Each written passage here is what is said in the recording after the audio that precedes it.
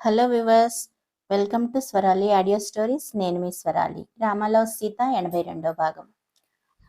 సీతు అసలు పేరు శీతల్ వర్మ. ఇండియాలోని అత్యంత సంపన్నమైన కుటుంబాల్లో ఆమె ఫ్యామిలీ కూడా ఒకటి. వరల్డ్ వైడ్ గా వ్యాపించి ఉన్న షిప్పింగ్ పరిశ్రమలో వర్మ కుటుంబం ప్రధాన పాత్ర పోషిస్తుంది. ఇదంతా శీతల్ కన్న తండ్రి గోపాల్ వర్మ రూపొందించారు. గోపాల్ వర్మ సొంత చెల్లెలు శారదా వర్మ, రవికాంత్ శారద వర్మ కొడుకు. గోపాల్ శారదలు తల్లిదండ్రుల ఆస్తిని సమానంగా పంచుకున్నారు. కానీ శారద భర్త వచ్చిన ఆస్తిని విపరీతంగా ఖర్చు చేయడంతో వ్యాపారంలో చాలా నష్టాలు వచ్చాయి.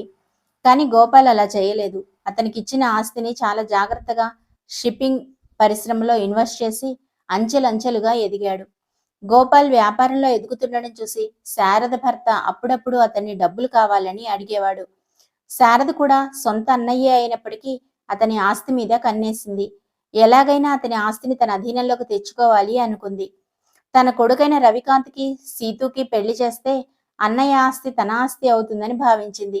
కానీ గోపాల్ అందుకు నిరాకరించాడు. ఏం మాట్లాడుతున్నావు శారదా?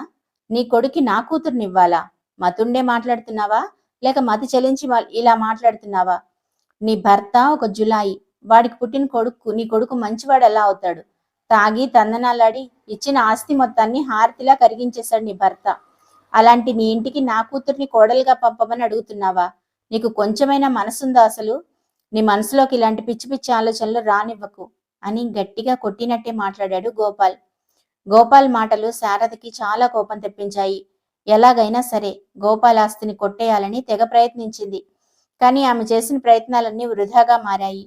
సీతుని పెళ్లి చేసుకోవడం తప్ప శారదకి వేరే అవకాశం కనిపించలేదు. తను మాత్రమే వాళ్ళకి ట్రెజర్ హంటర్లా కనిపించింది. సీతుకి సరిగ్గా 15 ఏళ్ల వయసున్నప్పుడు ఆమె తన పుట్టినరోజు నాడు పేరెంట్స్తో కలిసి బయటకెళ్ళింది. సడన్ గా రోడ్డు మీద పీచు మిఠాయి కనిపించింది. అమ్మా, నాకు పీచు మిఠాయి కావాలి అని అరిచి గోల్ చేసింది సీతు. ఏంటిది సీతు, చిన్నపిల్లలాగా? నీకెన్నిసార్లు చెప్పాలి బయటకు వచ్చాక ఇలా రోడ్ సైడ్ ఫుడ్ తినకూడదు అని? ఎన్నిసార్లు చెప్పినా వినవు కదా అని తల్లి సుశీల కోప్పడింది. అయినా సీతు వినకుండా ఏడుస్తూ, నాకు అవన్నీ తెలీదు, నాకు ఆ పీచు మిఠాయి కావాలంతే అని మొండిగా అడిగింది. గోపాల్ కూడా సీతుని చూస్తూ, చిట్టి తల్లి, అమ్మ చెప్పిన మాట వినాలి కదా అన్నాడు. అంతే, సీతు మొహం దించేసి అలిగి కూర్చుంది. అది చూసిన గోపాల్ ఈసారి సుశీలను చూసి, పోనీలెద్దు, ఒకసారి తింటే ఏమైపోతుంది, నేను వెళ్ళి తీసుకొస్తాను అని అన్నాడు. మీరిలా దాన్ని ముద్దు చేస్తూ ఉండండి, అది మొండిగా తయారవుతుంది. అయినా మీ తండ్రి కూతుళ్ళతో నేను పడలేకపోతున్నాను. మీరు నా మాట వినేది ఎప్పుడు కనుక? మీకు నచ్చింది చేసుకోండి అని సుశీల వాళ్ళని వదిలేసింది. ఇంతలో సీతు, నాన్న పీచు మిఠాయి అని మరోసారి అడిగింది. సరే నాన్న, ఇప్పుడే కొంటాను అని కారు దిగుతుండగా, నేనే వెళ్ళి కొనుక్కుంటా నాన్న అంది సీతు. సుశీల నాన్న వెళ్ళి తెస్తారు అని చెప్పినా సీతు వినిపించుకోలేదు. నేనే వెళ్ళి కొనుక్కుంటాను అని మొండిగా కూర్చుంది. సీతు ఒక్కసారి మొండిగా మారితే ఎవ్వరి మాట వినదని తెలిసిన సుశీల, నిన్ను ఇంటికి వెళ్ళాక చెప్తాను ఈ సంగతి అంటూ ముద్దుగా కోపడింది. గోపాల్ సీతు చేతికి డబ్బులిచ్చి పీచు మిఠాయి దగ్గరికి పంపించాడు. సీతు సుశీలను ఆట పట్టిస్తూ కారు దిగి రోడ్డు దాటి తనకిష్టమైన పీచు మిఠాయి కొనుక్కోవడానికి వెళ్ళింది. కారులో కూర్చున్న సుశీల గోపాల్తో, దాన్ని మీరే చెడగొడుతున్నారు, పెద్దయ్యాక అది మీలాగే తయారవుతుంది చూడండి అని నిందలేస్తూ మాట్లాడింది. అది నా కూతురు సుశీల, ది గ్రేట్ గోపాల్ వర్మ కూతురు తను. ఆ మాత్రం మొండితనం నా కూతురికి అందమేలే. అయినా కోట్లకి వారసురాలయ్యుండి కూడా రోడ్డు పక్కన పీచు మిఠాయి కావాలి నాన్న అని అడిగిందంటే దాని మనసు ఎంత సున్నితమైందో అర్థం చేసుకో. అది కోరుకుంటే ఆ పీచు మిఠాయి వాడిని ఇక్కడికి రప్పించి ఉండేవాడిని. కానీ నా కూతురే వెళ్ళి కొనుక్కుంటాను నాన్న అని అంది. అంటేనే అదెంత డౌన్ టు ఎర్త్తో ఒకసారి నువ్వు అర్థం చేసుకోవచ్చు అని అన్నాడు. సుశీల గోపాల్ మాటలకి అడ్మైరింగ్ గా చూసి ఏదో మాట్లాడేటంతలో వెనక నుంచి వస్తున్న ఒక లారీ కంటైనర్ గోపాల్ కారును ఢీకొట్టింది. అప్పుడే పీచు మిఠాయి కొనుక్కొని వెనక్కి తిరిగిన సీతు ఆ యాక్సిడెంట్ చూసి షాక్ అయి అలాగే నిలబడిపోయింది. ఆ తర్వాత ఆమెకి స్పృహ వచ్చి అమ్మా అని అరుస్తూ కారు దగ్గరికి పరిగెత్తింది. కానీ ఒక్క సెకండ్లో ఆ కారు పేలిపోయింది. సీతు ఒక్కసారిగా భయపడి 2 అడుగులు వెనక్కి వేసింది. ఇదంతా సీతు మేనత్త శారద చేసిన పనే. లారీ డ్రైవర్ను పోలీసులు అరెస్ట్ చేసి విచారణకు పంపిస్తే అతనే స్వయంగా తాగి నిద్రమత్తులో డ్రైవ్ చేయడం వల్ల ఇలా జరిగింది అని చెప్పాడు. పోలీసులు డ్రైవర్ చెప్పింది విని నమ్మి అతన్ని అరెస్ట్ చేశారు. ఆ రోజు వరకు అన్న మీద ఉన్న భయంతో సీతుతో ప్రేమగా మాట్లాడిన శారద ఒక్కసారిగా తన ఒరిజినల్ క్యారెక్టర్లోకి వచ్చేసింది. అప్పటి వరకు తనకి కోడలవుతుంది అనుకున్న సీతుతో తన అసలు స్వభావం రుచి చూపించింది. తల్లి తండ్రి పోయి ఏడుస్తున్న సీతు దగ్గరికి వచ్చి అమ్మలా చేరదీయడం మానేసి ఆమెతో చాలా రూడ్గా బిహేవ్ చేసేది.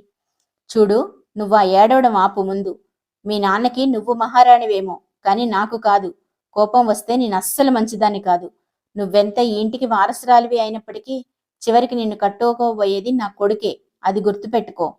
అయినా పుట్టినరోజు నాడు తల్లిని తండ్రిని మింగేసిన దానివి. ఈ ఇంట్లో సేఫ్గా బతకాలి అనుకుంటే నాతో జాగ్రత్తగా ఉండు, అర్థమైందా? ఇంకోసారి నాకు కానీ నా కొడుకు కానీ ఎదురు చెప్పావో నిన్ను చీకటి గదిలో బందీని చేస్తాను అంటూ బెదిరించింది శారద. సీతుకి చీకటంటే భయాన్ని పరిచయం చేసింది కూడా శారదే. ఒకప్పుడు తను ఆ ఇంటికి మహారాణి, కానీ ఇప్పుడు అదే ఇంట్లో తనని పనమ్మాయిలా ట్రీట్ చేస్తున్నారు. సీతు ఎప్పుడైనా తన మేనత్తను ప్రశ్నించాలి అని ట్రై చేస్తే కొట్టి చీకటి గదిలో బంధించేది. ఇంట్లో చెప్పకుండా ఎక్కడికైనా వెళ్లాలని ట్రై చేస్తే కుక్కల్ని వదిలి భయపెట్టేది. అందుకే సీతుకి కుక్కలన్నా దయ్యాలన్నా అలాగే చీకటన్నా భయం.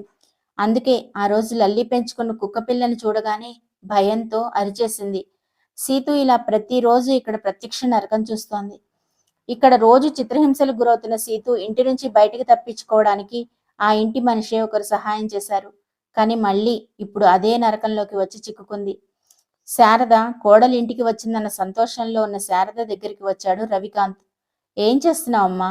ఎందుకు నువ్వు సీతు నా చీకటి గదిలో బంధించావు అని కొంచెం విసుగ్గా అడిగాడు రవికాంత్. ఎందుకేమిట్రా, అదేం చేస్తుందో మర్చిపోయావా? నిన్ను పెళ్లి చేసుకోకుండా ఉండడానికి ఇక్కడి నుంచి తప్పించుకొని పారిపోయింది. ఇన్నేళ్లు కనిపించకుండా దాక్కుని ఇప్పుడు దొరికింది. ఇప్పుడు దాన్ని మళ్ళీ ఫ్రీగా వదిలేస్తే మనకి మస్కా కొట్టి మళ్ళీ పారిపోతుంది. అయినా ఈ పెళ్లి జరిగే వరకు అది ఆ చీకటి గదిలో ఉంటేనే బెటర్. ఒక్కసారి మీ పెళ్లి జరిగిందంటే అప్పుడు ఈ కోట, దాని ఆస్తి అంతా మనదవుతుంది. దానివల్లే ఇన్నాళ్లుగా మనం వేసిన పథకాలన్నీ అలాగే నిలిచిపోయాయి. నువ్వు దాన్ని పెళ్లి చేసుకున్న మరుక్షణం ఈ సామ్రాజ్యానికి వారసుడు అవుతావు. ఇక దాని ఆటలు కూడా సాగవు. ఎక్కడికి వెళ్ళాలి అనుకున్నా వెళ్ళలేదు అని కసిగా అన్నది శారద. అదేంటమ్మా అలా అంటావు? దానికి చీకటంటే భయమని నీకు తెలుసు కదా, ఏడుస్తున్నట్టుంది. మళ్ళీ దానికి ఏదన్నా అయితే మొదటికే మోసం వస్తుంది అని అన్నాడు రవికాంత్. కానీ శారద అతని మాటలను కొట్టిపారేస్తూ, నువ్వింకా దాన్ని నమ్ముతున్నావా? ఒకప్పుడు దీన్ని నమ్మి మోసపోయింది చాలదా? రవికాంత్, మనల్ని చీట్ చేసి పారిపోయి వాడిని ఎవరినో పెళ్లి చేసుకుంది అన్నావు. మనం ఎంతో కష్టపడి వెతికితే ఇప్పటికి దొరికింది. ఇక ఇప్పుడు దాన్ని నమ్మడానికి వీల్లేదు. ఇంకోసారి మన కళ్ళు కప్పి బయటికి పోదు అనడానికి లేదు. అందుకే మన జాగ్రత్తలో మనం ఉంటే మంచిది అంది కొడుకు సర్ది చెప్తూ. కానీ అమ్మా, సీతు ప్రెగ్నెంట్, రవికాంత్ తలంచుకొని చెప్పాడు. అతను చెప్పింది విన్న శారద ఆశ్చర్యంగా, విపరీతమైన కోపంగా చూసింది. తల్లికి ఇంకేం చెప్పాలో తెలియక రవికాంత్ కళ్ళు కిందకు దించేసుకున్నాడు. ఏంట్రా నువ్వు చెప్పేది? అది కడుపుతోటుందా? ఈ మాట చెప్పడానికి నీకు సిగ్గుగా లేదా? దాన్ని ఒక్కదాన్నే తీసుకురమ్మని చెప్పాను కదా. దాని కడుపులో బిడ్డని అక్కడే తీసేయకుండా ఇక్కడ దాకా ఎందుకు మోసుకొచ్చావు? తప్పు చేశావురా అని కొడుకుని తప్పుపడుతూ అన్నది శారద. నేను అలాగే అనుకున్నానమ్మా, కానీ ఇప్పుడు దాని బిడ్డనే అడ్డం పెట్టుకొని దాంతో ఆడుకోబోతున్నాను అన్నాడు రవికాంత్. కొడుకు మనసు అర్థమైన శారద, సరే ఏదోటి తగలడు, కానీ మన టార్గెట్ మిస్ చేయకు అంది. ఇంతలో పై గదిలో నుండి సీతు అరుపులు పెద్దగా వినిపించాయి. అత్తయ్య, అత్తయ్య, దయచేసి తలుపు తెరువు ప్లీజ్, నాకు భయంగా ఉంది అంటూ సీతు ఏడుపు గొంతుతో స్పష్టంగా వినిపించింది. కానీ ఆమె అరుపులు వినేవాళ్ళు అక్కడ ఎవ్వరూ లేరు. భయంతో గట్టిగా అరుస్తూ ఏడ్చి ఏడ్చి స్పృహ తప్పి పడిపోయింది సీతు. ఇక రామ్, భరత్, సూర్య ముగ్గురు ఢిల్లీలో అడుగుపెట్టారు. వాళ్ళు ఫ్లైట్ దిగగానే వారి కోసం బయట ఒక కారు ఎదురు చూస్తూ ఉంది. వాళ్ళ కోసం ఒక ముఖ్యమైన వ్యక్తి ఎదురు చూస్తూ ఉన్నాడు. రామ్ను చూడగానే ఎదురు వెళ్లి చెయ్యందిస్తూ హలో రామ్ అంటూ విష్ చేశాడు. రామ్ ఆ వ్యక్తిని చూసి చిరునవ్వు నవ్వి హాయ్ అశోక్, ఎలా ఉన్నావు అని అడిగాడు రామ్. తర్వాత మిగతా ఇద్దరు కూడా అశోక్కి చేయందించి పలకరించారు. అశోక్ మాట్లాడుతూ, సార్, ఇప్పుడు మనం హోటల్కి వెళ్దాం. అక్కడికి వెళ్ళాక మనం అన్ని విషయాలు మాట్లాడుకుందాం అని ముగ్గురిని తీసుకొని ఆ సిటీలోనే పేరు మోసిన ఒక పెద్ద గెస్ట్ హౌస్ లాంటి హోటల్కి తీసుకొచ్చాడు. అక్కడ వారి కోసం విఐపి రూమ్స్ని బుక్ చేశాడు. ఇప్పుడు చెప్పు అశోక్, సీతు ఎక్కడుంది, ఎలా ఉంది, ఏమైనా కనుక్కున్నావా లేదా అని కంగారుగా రామ్ సూటిగా విషయానికి వచ్చేస్తూ అడిగాడు. వెంటనే అశోక్ తన మొబైల్ తీసి ఒక వీడియో ప్లే చేశాడు. ఆ వీడియోని అందరూ ఒకరి తర్వాత ఒకరు చూశారు. అశోక్ మాట్లాడుతూ, సార్ ఇది ఆ బిల్డింగ్ సీసీటీవీ దృశ్యాలు అని చెప్పాడు. అది చూసిన రామ్, ఇదంతా చాలా ప్రమాదకరంగా ఉంది. లోపలికి వెళ్ళాలంటే ఎలా వెళ్ళాలి అని అడిగాడు. బయట నుండి 1 కిలోమీటర్ వరకు లోపలికి వెళ్ళాలి సార్. లోపల సెక్యూరిటీ చాలా టైట్గా ఉంది. వాళ్ళందరినీ దాటుకుని లోపలికి వెళ్ళడం అంటే తెలిసి తెలిసి అభిమన్యుడు పద్మవ్యూహంలోకి వెళ్ళి చిక్కుకున్నట్టే సార్ అని అశోక్ అన్నాడు. వెంటనే రామ్కి కోపం వచ్చింది. శివాలన పైకి లేచి, ఇది వినటానికా నేను ఇంత దూరం నుండి నీ దగ్గరకు వచ్చింది అని గట్టిగా అరిచాడు. రామ్ని అర్థం చేసుకున్న Ashok, sir please calm down. Me situation నాకు అర్థమైంది, కానీ మనం లోపలికి వెళ్ళడానికి ఒక దారి ఉంది అని చెప్పాడు. ఏంటి అన్నట్లుగా చూశాడు రామ్. ఈ ఇంట్లోకి ఎవ్రీ వీక్ వంట చేయడానికి ఒక కొత్త వంటవాడు వస్తాడు.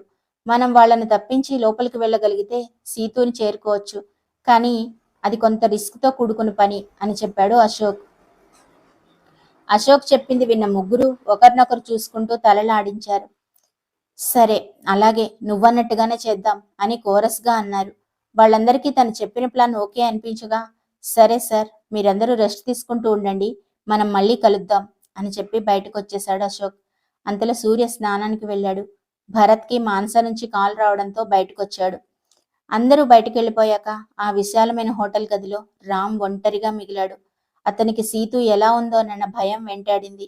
ఆమెను త్వరగా చూడాలని మనసు పదే పదే తహతహలాడుతోంది. ఆమెకి దూరంగా ఉన్న ఒక్కో క్షణం ఒక్కో యుగంలా తోస్తోంది. మొబైల్ తీసుకుని బయటకు వచ్చిన భరత్ ఫోన్ లిఫ్ట్ చేసి చెవి దగ్గర పెట్టుకున్నాడు. చెప్పు సిరి, ఎందుకు కాల్ చేశావు అని అడిగాడు. హలో సార్, మానస మీదేదో మాట్లాడాలంటోంది అని సిరి అనగానే భరత్ కొద్ది క్షణాలు నిశ్శబ్దంగా ఉండిపోయాడు. భరత్ మౌనం భరించలేని సిరి సార్ అని పిలిచింది. వెంటనే మరో ఆలోచన లేకుండా సరే, ఫోన్ మానసకి ఇవ్వు అన్నాడు. సిరి మానసకి ఫోన్ ఇవ్వగానే భరత్ కొన్ని క్షణాలు స్తబ్దుగా ఉండిపోయాడు.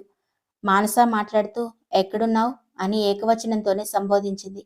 భరత్ ఆమెకి సమాధానంగా నేనిప్పుడు ఢిల్లీలో ఉన్నాను అన్నాడు. దానికి సమాధానంగా మీ వదిన సీతు కోసమేనా ఇదంతా అని అడిగింది. అవును, అందుకోసమే వచ్చాము. సరే, నువ్విప్పుడు ఎలా ఉన్నావు అని మాట మారుస్తూ అడిగాడు భరత్. పర్లేదు, బానే ఉన్నాను అంది మానస తడబడుతూ. సరే చూడు, నువ్వు కొన్నాళ్ళు హాస్పిటల్కి వెళ్ళకు, జాగ్రత్తగా ఉండు. ఏదైనా హెల్ప్ కావాలంటే సిరిని అడుగు, అంతేకాని శివంగిలా నీకు నువ్వే అన్నీ చేసుకోకు. నా మాట విను అని చిన్నగా మందలిస్తున్నట్లుగా అన్నాడు. మానస సరే అనింది. తర్వాత ఏం మాట్లాడాలో కొద్దిసేపు ఇద్దరికీ ఏమీ అర్థం కాలేదు. భరత్ కొద్దిసేపటి తర్వాత సారీ అన్నాడు. ఎందుకు భరత్ క్షమాపణలు చెప్తున్నాడో మానసకు అర్థమైంది. వెంటనే ఆమె చిన్నగా సరే అంది. ఆ తర్వాత భరత్ ఏం చేస్తున్నావు అని అడిగాడు. దానికి మానస తన చేతిలో ఉన్న సర్టిఫికెట్ వంక చూసింది. అది వాళ్ళ మ్యారేజ్ సర్టిఫికెట్. వరుడు స్థానంలో భరత్, వధువు స్థానంలో మానస సైన్ చేసి ఉంది. మరి ఆ పద్మవ్యూహంలోకి అభిమన్యుల్లా వెళ్తారా, ఆ రావణ లంకలోకి రాముడిలా వెళ్తాడా అనేది తర్వాత కథలో తెలుస్తుంది. స్టోరీ కనుక నచ్చినట్లయితే లైక్ చేసి ఛానల్ని సబ్స్క్రైబ్ చేసుకోవచ్చు కదా. అలాగే ఒక కామెంట్ పెడితే మీ సొమ్మేం పోతుంది. ప్లీజ్.